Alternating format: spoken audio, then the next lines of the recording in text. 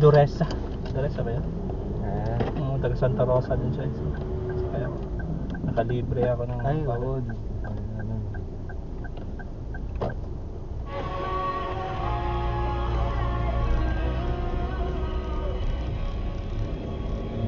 Sa Bendian. Pwede lang doon. Seatbelt ka, bro. Ay, seatbelt pala rito. Mareklamador lang. Ano pala rito? Si Rick yan, Rick. Rick pala.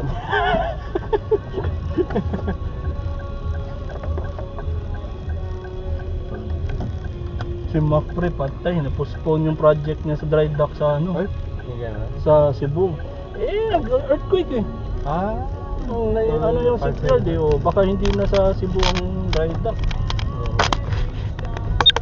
Grabe ginawa ni Mac eh. Parang monopoly eh. Siya yun yung superintendent. Siya pa yung supplier. Siya pa na middle shipyard. Mga ganun lahat eh. Contractor. Grabe. Sabi ko kay Mac eh. Grabe yung tira pre. Ganun ganun talaga pre. Buhay-buhay lang. Parang ano eh. Yung contractor na mga words na ginagamit. Bala mo ba? Kasi may delivery. Ha? Hindi substandard. Siya na May supplier. tinatayo. Biruin mo pre, magkano kita niya? Milyon ang kita. Pero ang sa kanya naman is company daw. So parang sharing na rin. Ganun ba? Jesus. Makaganong ano ka Mac, wala na Mac. Pwede ka naman ganun. Transaction lang. Oo, isang biruin mo shipyard ka eh. Pagkano binibigay sa kanya shipyard ka? 12%. Oh? Laki na yun pre. Ang shipyard naman hindi naman magbibil ng 1 million eh. Hindi naman magbibilan sa shipyard ng 1 million pre. Hindi. Minsan umabot ng 12 million, 20 million, tapos kung 12%, 2 million. Kaya pala belos ang sasakyan mo. Pero kung tutusin mo, gawa kasi ano naman yun. At saka sa kanya, ano daw, ang owners ng Chinese bro. So meron talaga, kaya talaga. Connection lang. Ang owners ng barko niya, Chinese. Ginagamit lang. Oo, tapos superintendent. Oo, siya yung superintendent. Siya yung ship management. Oo, superintendent. China nga yung ano niya. Sabi ko, grabe, activate pa kayo sa China. Baka, ano ka na ba? Tactical si Maki. Honestly, hindi ko alam. Pero baka may alam siya sa documentation, pre, sa ship management. Oo. Paano magtayo. Yun ang experience. Oo. Yun yung parang nakikita kong strength sa kanya. Pero, ano ba siya? Engineer? Course niya? Engineer. Nakasama sila ni Jubel. Oh? Sandigan. Sila magkasama. Ano sila nila doon? Ha? Ano sila? Siya purchaser, si Jubel daw superintendent. Pero doon siya naka-experience na mga ganun. Yung ganun. Oo, kasi ang Sandigan kasi ganun din, ikaw mag-aate ng dry dock, mga ganun. So kaya din siguro siya na-expose. Ano Pero siya? yung Mechanical engineer ganun? sino? Si Maki? Oo. Ano rin to sa mga? Pero sa experience na doon Sa ship management, Oo. hindi ko rin alam pre. Kasi yun nga, ang feedback lang din ni Franz ang nilaano ko ba na medyo ano daw, sablay ba? Baka lang din siguro sa pagturo ni Franz, mga ganun ba? Lax lang. Kasi kung si Melvin ang anuhin mo, okay naman daw si Mac. Si ano, Boy Kupal? Oo. Kupal mo boy!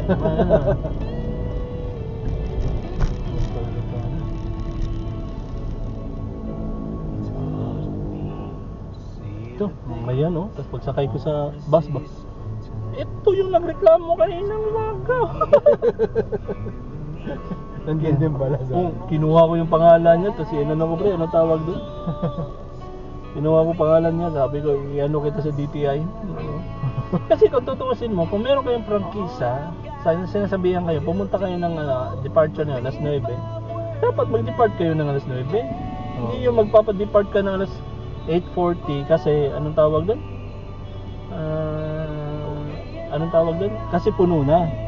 Wala namang problema kung standing. Dinepart mo ng ano. Tapos last bus na pala.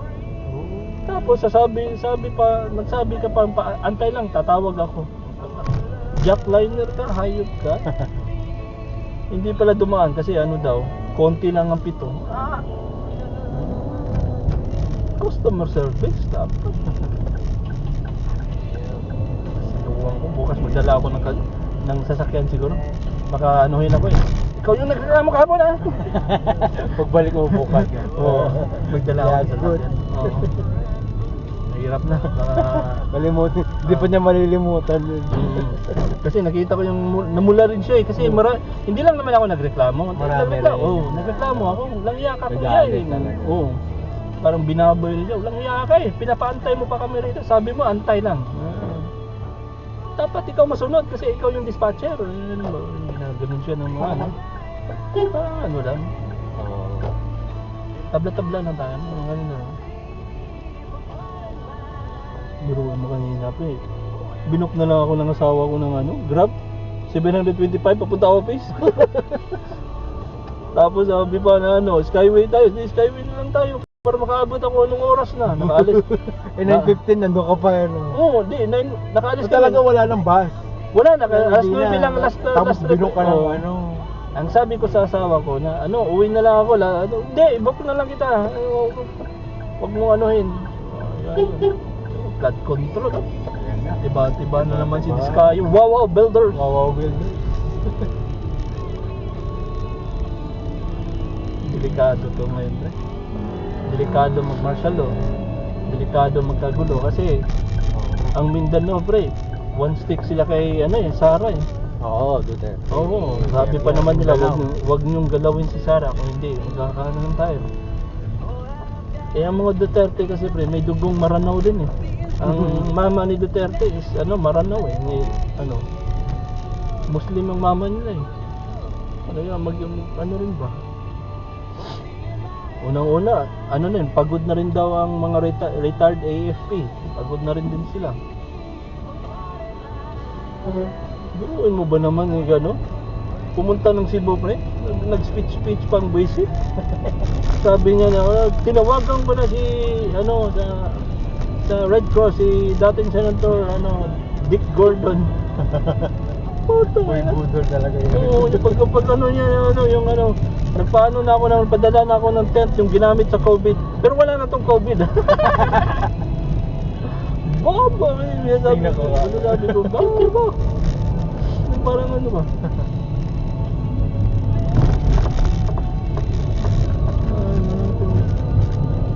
Nabukasan ng natin. Dito pag kanang ko, U-turn ako na. Oo. Tapos doon ka sa Shell. Oo, di wag na pre.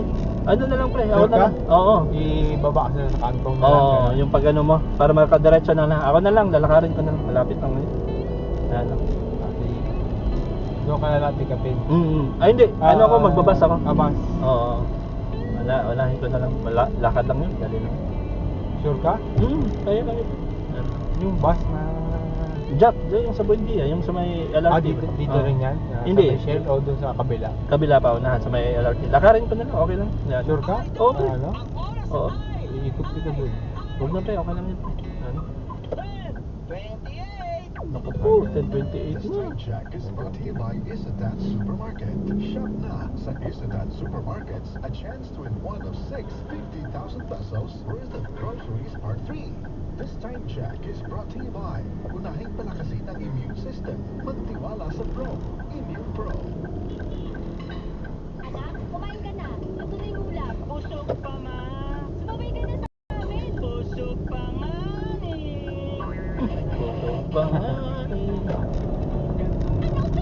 Anong oras ka natutulog normally, pre? Alauna. Alas 12 naman. Isa, alas 2, alas 11. Ako pre, average alauna. Kailangan kong baguhin yung ano. Alauna ka na. Kaya kanina yung first gameplay nagpasaba ko kasi medyo na-feel ko yung bigat ba. Yung saba ko. Buti nga dumating si Richmond. Hindi, mahirap. Kapsula ay hindi gamot at hindi dapat gamitin paggamot sa anumang uri ng sakit. Siguro. Dito lang pre. Ako na bahala. Thanks mucho. Ayan, sabi ko lang. Okay, Thanks ingat. much. Sige pre. Naman. Sige, bukas. Okay. Ibang shooting naman. Oo. Ay, basa ba? Ha? Hindi naman. Okay. Oo, basa. Oh, please! I will not beg for that. Hindi ko kailangan ang mga ganong tao. Ito ang DJ na nadamot sa iyong puso, Maui Bata! At iniimbitahan ko po kayo na makinig ng Dear IFM tuwing Sunday mula alas 10 ng umaga hanggang alas 12 ng tanghali dito sa 93.9 IFM. Ay, narinig ko na yan! Kapag sinabing drama, Dear IFM na. Ang sarap makinig araw-gabi. Idol din ako kasi kaya ang radyo ko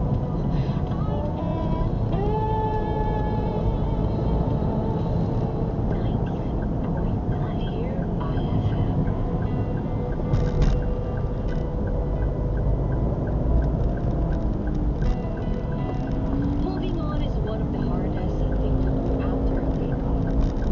Pati nga let go is another story. Ating mga ka-vibes na nakikinig ngayon sa ating main event dito sa ating Tumbukin Mo Dok. Oo nga. JB. Kanina, narinig ko ba yung main confession natin, Doc Ben? Yes, narinig ko very no? Very intense, ah. Explosive, kumbaga. Oo, talagang Intense talaga siya. intense, ah. From sinihan, tapos napunta sa motel. Eh, perfect naman yun. Tamang lugar, Yes. kumbaga. Eh, ang katanungan is, yun nga, yung kaninang main confession natin is, para nagalit yung babae na bakit hindi pinaalam nung kanyang boyfriend na ipuputok na pala ito sa loob. Oo nga eh. Kung ako yun, magagalit din siguro ako kung bigla akong puputukan. Ay! Diba? Ako gusto ko yung pinuputokan ako. Pero gusto ko yung anak ko. Oo, Aware syempre. ako. Para sasabay ako. Ay, Sa bayang pagputok, ay ganun pala. Oo. Ah, di ba nga, yan, nagpupunaan. Sabi ko, talagang sinulat ko yung mga question na gusto kong itanong sa'yo, Doc Mench. At yung mga ibang question dito is galing din sa mga friends ko na kapwa ko babae. Para at least kahit pa paano yung mga naliliwanagan din sila sa mga bagay na gusto nilang malaman. Hindi lang ako. Kumbaga, pangkalahatan itong tanong na ito. So for tonight, ang ating topic is kailangan bang magpaalam sa partner mo kung ipuputok sa loob? Kailangan ba yun, Doc? Yes, napaka-explosive ng first question natin. Pero yung sagot ko dyan, actually ang tinutumbok natin dyan sa question na yan is all about consent. And sex is also all about consent as well. Tapos ang sex, kasi yung ano natin yung una nating iniisip pag sinasabi yung sex, parang physikalan lang. Oo. Pero actually, di ba, kung iisipin mo siya at kung naka-experience ka na nung masarap na sex. Oo naman. it's also, Every day, ay, every night. grabe napakaswerte mo naman. Pero di ba, ang sex na masarap, meron din siyang mental component, emotional component, even spiritual component. Di ba, parang yung kaluluwa mo lumalabas sa katawan mo kapag maayos yung sex. So, kung ganun siya, napaka-importante na may consent kapag ka nagpapaputok sa loob ang ating partner. Kasi nga, all aspects ng iyong pagiging tao, yung katauhan mo, ay affected ng ating pagpapaputok sa loob. At saka yung respeto. Di ba? Yes, Yung respeto agree. na binibigay mo sa partner mo, importante yun. Yes, Na parang very hindi lang important. puro pleasure mo yung iniisip mo habang kayo ay nasa intimate laban, di ba? Nandun pa rin yung nakikare ka dun sa partner mo at aware siya sa Yes. mga nangyayari. Kasi at the end of the day, hindi mo pa rin katawan, hindi mo pag-aari yung katawan ng partner mo. Kaya dapat respeto mo pa rin yung katawan ng partner. Eh, Dok, ano ba ang kahalagahan ng pagpapaalam kung ipuputok sa loob ng partner? Kasi may mga may mga relationship na pag nagsisex na sila, wala nang paalam-alam. May mga ganun tao di ba? So, ano yung kahalagahan nito? Well, ang unang-una, ay, sa tingin ko kung talagang mahal mo yung isang tao, nagpapaalam ka kasi nga, hindi mo katawan yung pinuputukan mo. So dapat, babalik din ako dun sa sinabi mo kanina, it's also all about, it's more than pagmamahal na parang sa inyong dalawang mag-partner. It's also all about respect sa partner mo bilang isang tao. Parang lahat naman ng tao deserve ng respect at deserve nila na masabihan kung puputukan sila sa loob. Oo, kahit naman sino dapat tsaka mas masarap pa rin yung alam ng partner mo at least sabay kayo, di ba? Yes. At alam niya kung ano yung gagawin gagawin niya kung sakali mang pinuntok mo na sa loob? Di ba kaya kontrolin? Kasi may mga babaeng magaling mag-control. Ay, talaga? Oo. Isa lang ako doon to. Ang galing naman, nagko-control. Oo. Yun, yung pagsabay kayo, at Out. may consent at consensual ang pagputok. Totoo. Eh, Dok, paano naman kung last time pinayagan mo yung pagputok sa loob, pero ngayon ayaw mo na? Paano mo ito sasabihin sa partner? Ito, tanong ito ng friend ko. Kasi minsan nagkakaroon sila ng pagtatalo ng kanyang partner pag ganito. Ako, I think, in general, parang it's about the dynamics din ng relationship. Parang may mga iba na understood na, may mga iba na iba na kailangan din ng consent, no? Pero in general din, I think, sa aking professional opinion, ang consent hindi siya renewable. Para siyang paano ko siya i-compare? Sa ticket sa train, ano lang siya? One way. Yes, one way lang siya. Hindi siya stored value.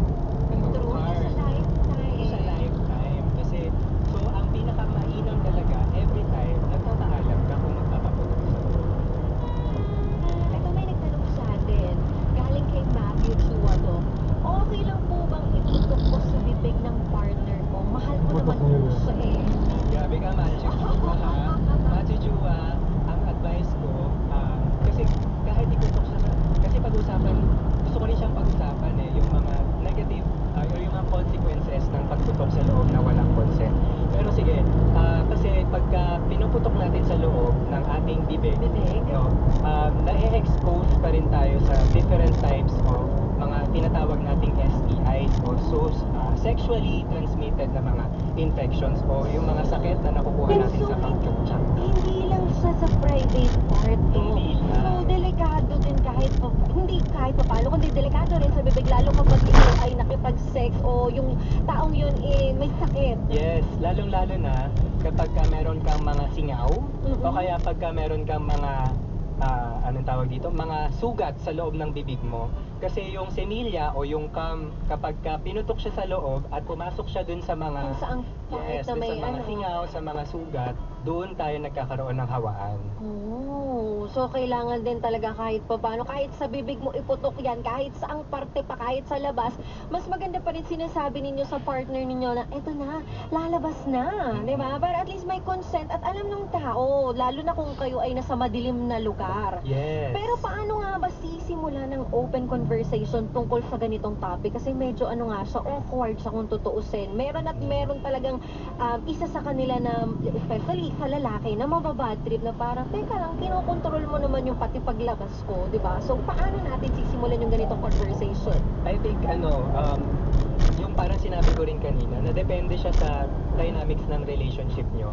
Kung, or ng partnership nyo. Kasi kunyari, one night stand siya, one time big time Yes. lang, edi wag ka na magpabebe. Oo. Sabihin mo na, 'di ba, na ito yung gusto ko.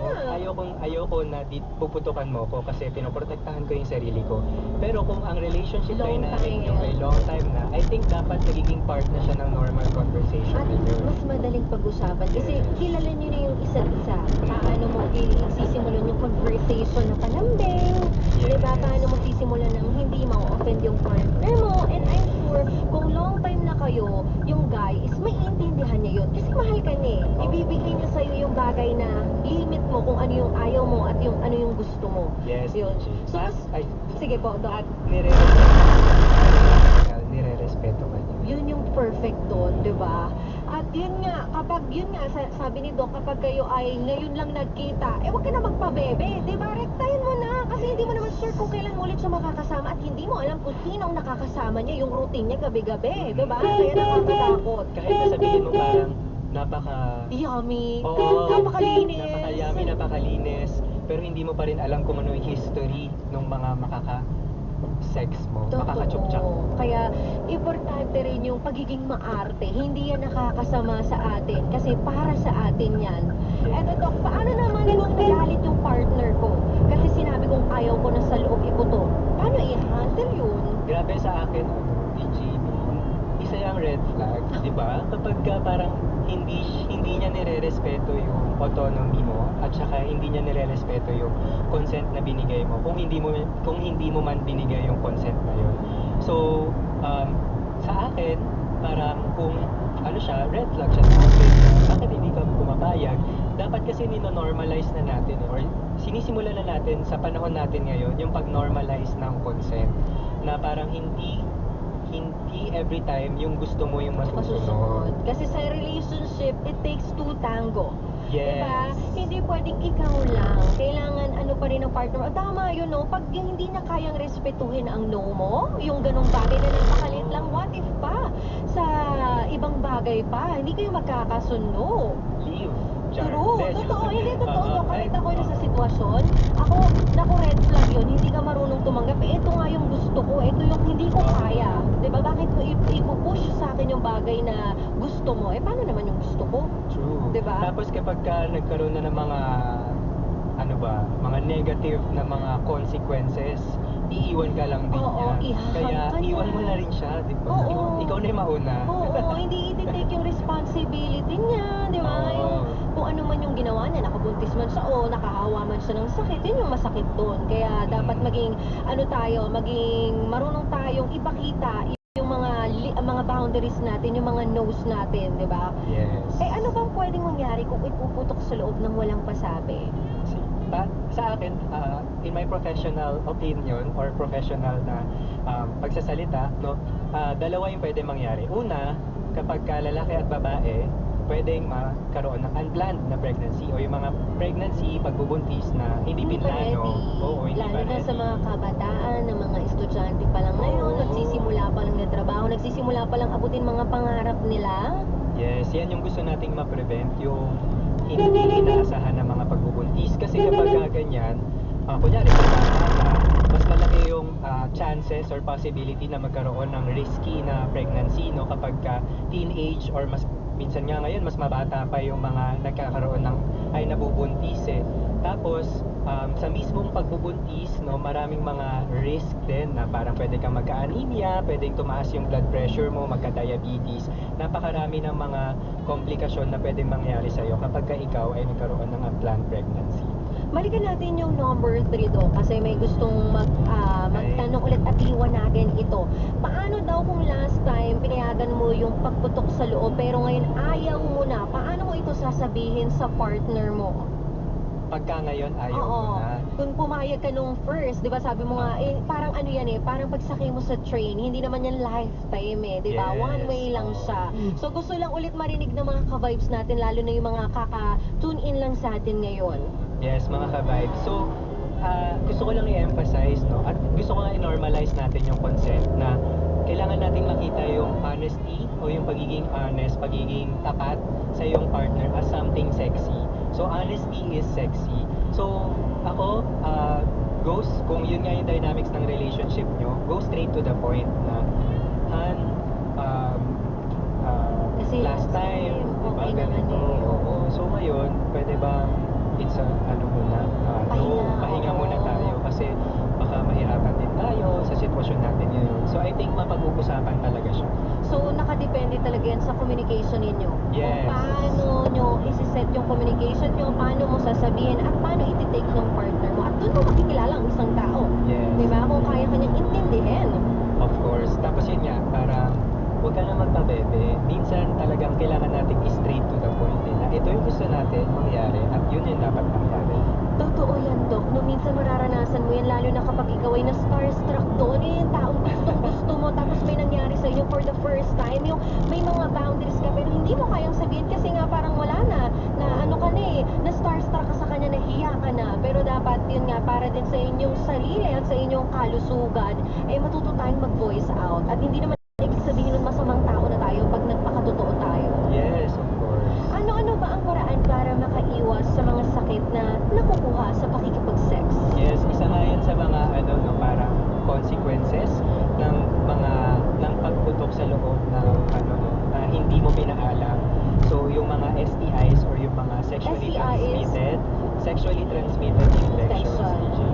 So ang mga sexually transmitted infections, yung mga examples niyan ay yung tulo, yung syphilis, yung chlamydia, HIV at marami pang iba. So paano natin may iwasan yung mga STIs? Ang mga pwede natin gawin, pwede tayong yung tinatawag natin na condom at lubricant. Siguro siguro familiar naman yung mga ka-vibes natin sa I'm condo. sure, lalo na yung mga oras ngayon, mga may edad na ang nakikinig sa atin. Ang hirap kasi sa kanila, Dok, gusto nila ng sarap, pero ayaw nilang gumastos. Very convenient lang naman. Magkano lang naman ang condo? Magkano lang naman ang lubricant? Bakit, Yes. bakit mo pa titipirin ang sarili mo para din naman sa kalusugan mo yan? So, ngayon ko lang narinig yun. Importante din pala ang lubricant, Dok. Yes, kasi ang gusto natin mabilis. Oo. Ang gusto natin smooth Mm-mm. ang paglabas-pasok. Kasi kapag wala tayong lubricant, minsan parang ang rough. Minsan Masakit. magkakaroon ng mga sugat-sugat, magkakaroon ng gasgas yung aring natin. Kasi nga, walang lubricant, walang pampadulas. So, maganda pa rin na meron tayong, tapos na-mention ko nga kanina, di ba, na parang kapag may mga sugat, doon pumapasok yung mga, doon nagli-leak yung mga viruses, yung mga bacteria, ganyan. Tapos, importante din ang lubricant kapag ka nagko-condom kasi nape-prevent niya yung pag-break or yung pagkasira pagkabutas ng condom. So, Pagka- kahit naka-condom ka, dapat talaga ang partner nito lubricant. Yes. Yung iba kasi, pag naka-condom na, okay na yung condom, wala nang lubricant. Ginagamit lang nila yung lubricant kasi walang condom. So, dapat partner itong Partner dalawang sila ito. lagi. Ayun, may another ka-vibes ulit tayong nagtanong from Sampaloc, Manila, si Mariang Go. Doc Benz, kung naka-condom naman yung partner ko, go lang iputok sa loob, diba? Safe naman po?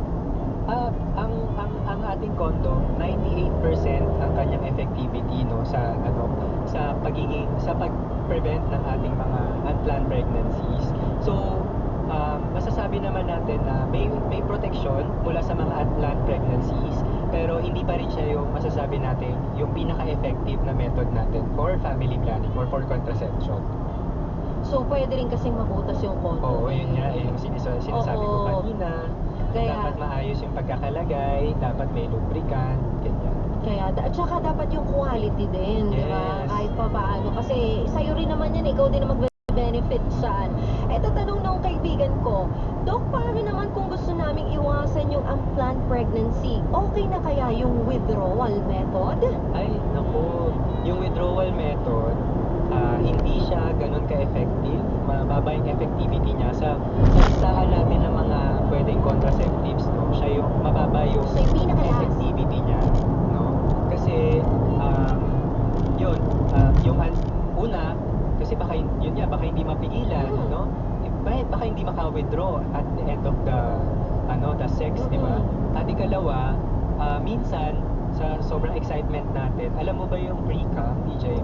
Oo. Yun. Minsan may So, mga lalaki hindi nila alam na nag-pre-cum sila. nagpe-pre-cum na sila. So, Oo. even yung pre-cum, may mga nagko-contain na yun ng sperm na Oo. pwedeng mag-cause ng pregnancy.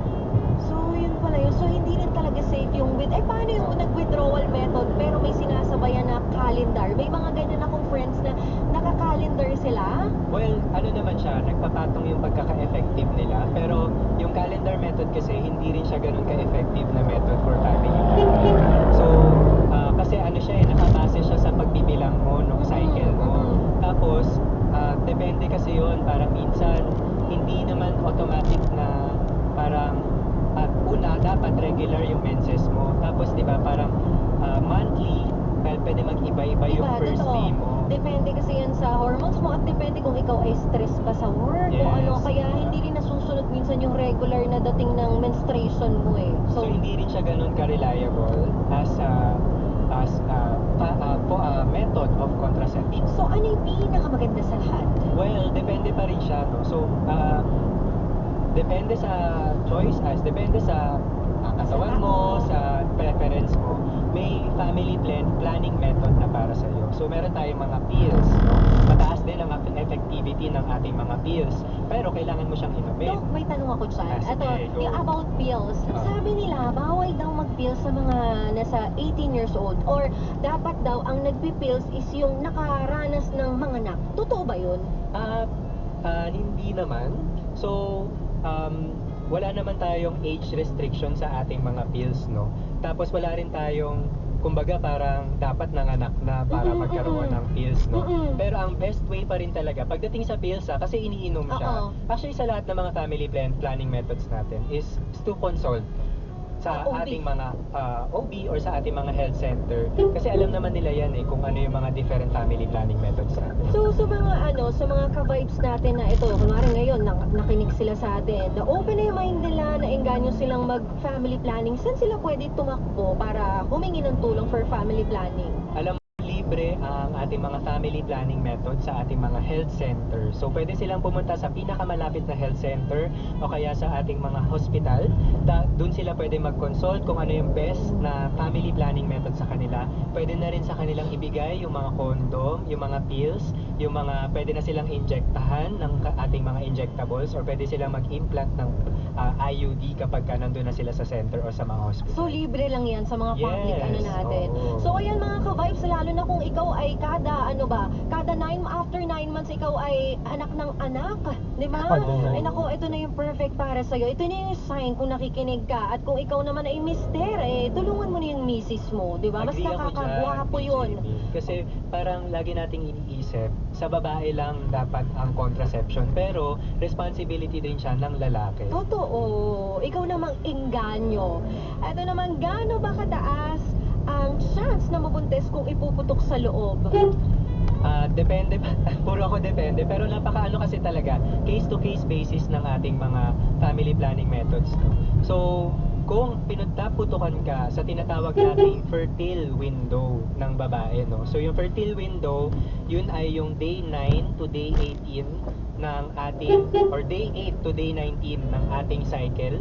Kapag doon ka naputukan, merong 33% chance na ikaw ay mabuntis. Siyempre kung inaraw-araw mo, mas matataas yung chance mo from the 33% chance, diba? So mataas talaga yung chance, kaya dapat talaga mas maganda kung hindi ka pa talaga ready sa responsibilidad, at hindi yan laruan, napakabigat na Yes. responsibility yan yung pagbubuntis. Ang masakit niyan paano kung hindi lang pagbubuntis ang nakuha mo, nagkasakit ka pa? Yun na nga. Mas doble-doble ang gastos mo, 'di ba? Bumili ka lang ng condom na magkano, bumili ka ng lubricant o kung ano man yung method na inano mo, na pinili mo, versus doon sa nagkasakit ka, mas malaki yung magagastos mo doon sa nagkasakit ka kaysa doon sa nag-prevent ka. Yes, agree ako dyan. Prevention is always better than cure. Kaya sa mga ka-vibes natin dyan, iba pa rin kapag ikaw ay mahal mo yung sarili mo. At sa mga kalalakihan naman, mga mister, mga boyfriend, ayan, mas nakakagwapo sa isang lalaki kung alam ng babae na nakikare kayo sa kanila, 'di ba? Kumbaga, responsibilidad nyo rin sila at responsibilidad nyo rin yung health nila para naman maging mas masaya yung relationship na meron kayo. Yes, kaya more than pagmamahal, respect each other as partners. True. At gawin nating i-normalize natin pinag-uusapan yan. Yes. Alisin na natin yung stigma na ang KJ naman yan. Bakit hindi yan? Bakit natin susundin yan? Mas masarap yung ganito. Mas masarap pa rin yung may consent ka, yung healthy ka. Yes. At may question tayo from Vince Docbench. Safe bang iputok kung may period? Pag may period, kasi wala yung eggs, no? So, safe naman siyang iputok. Pero, May cons pa rin ba yan? may cons pa rin. Pero kasi pag may period, supposedly hindi na mabubuntis muna yung yung ating mga babae, kasi ang yung dadaanan niya parang nagkakaroon ng shedding dun sa ating mattress. So walang pag-iimplantan o walang kumbaga yung egg, Walang pagdadaanan. walang Walang pagdadaanan, pagsistayan. tapos hindi siya Mapaplas lang siya. makaka-lodge dun sa loob ng ating mattress. Okay. Pero, malinis ba ito? Kasi may mga ganyan na kahit na, diba, sobrang init na sabik sa isa't isa, kahit may menstruation yung babae, talagang nakikipag-sex pa rin sila at okay lang sa guy. Malinis bang gawin iyon, Doc? Well, I think that siya, kung ikaw yung type ng tao na hindi ka na a-attract doon sa mga dugo na lumalabas, no? Para sa iyo hindi siya in general parang hindi siya malinis tingnan. Kasi yun nga parang Oo, naglalabas ka ng dugo eh. diba? Kasi babae, Oo. kaya tayo dinudugo kasi nilalabas natin yung dumi sa katawan.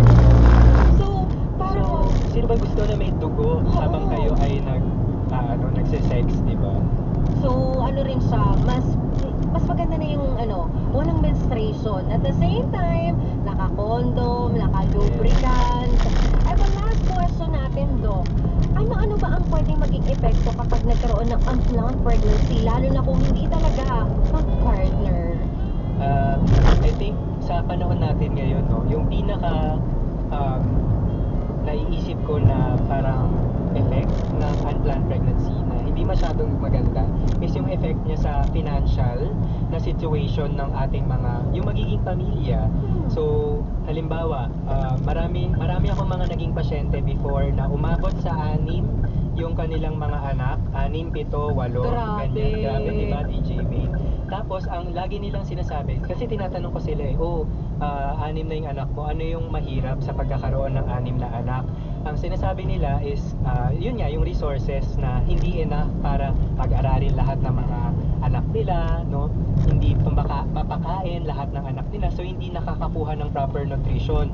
Pag hindi nakakakuha ng proper nutrition, nagkakaroon ng mga sakit, nagiging prone sa mga sakit. So isa yun sa mga parang effects. Oo. Kasi para pag nagkasakit, sinong uunahin ni mami? Sinong Hindi uunahin na ni daddy? alam. Tapos minsan, magkakahawaan pa sila. So, lahat sila minsan nandun sa hospital, sa ER, no? Sabay-sabay. Na sabay-sabay na nagkakaroon ng mga sakit. Kung madadala pa sa ER. At aminin natin, Dok, ang daming nangyayaring ganun yan at up to now sa mga family na sobrang grabe, dire-diretso yung pagkakabuntis nila, pagkakaanak nila. Anong nangyari? Yun nga, kakasakit yung anak, namamatay kasi nga hindi nila napoprovide. Diba? Kaya kung alam nyo, hindi naman ganun. Alam nyo naman na napakahirap na ng buhay natin ngayon at hindi ganun kaganda yung buhay ninyo. Make sure nyo na i-ready nyo yung sarili nyo at mag-plan kayo. Diba? Hindi yung dahil sa sarap, go lang ng go. Diba?